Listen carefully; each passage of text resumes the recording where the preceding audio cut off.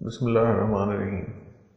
پیش خدمت ہے ابن انشا کی مشہور تصنیف اردو کی آخری کتاب سے ایک حکایت، جس کا عنوان ہے لومڑی اور کوا۔ ایک کوا روٹی کا ٹکڑا لیے ہوئے ایک درخت کی ٹہنی پر بیٹھا تھا۔ ایک لومڑی کا گزر ادھر سے ہوا، منہ میں پانی بھر آیا لومڑی کے۔ سوچا کوئی ایسی ترکیب کی جائے کہ یہ اپنی چونچ کھول دے اور یہ روٹی کا ٹکڑا میں جھپٹ لوں۔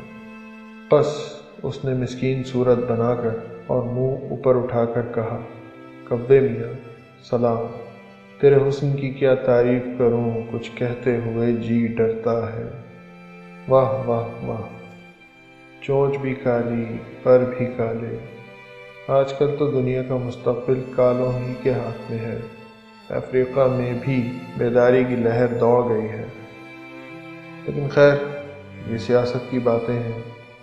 آمدم برسر مطلب، میں نے تیرے گانے کی تعریف سنی ہے، تو اتنا خوبصورت ہے تو گاتا بھی اچھا ہوگا۔ مجھے گانا سننے کا شوق یہاں کھینچ لایا ہے۔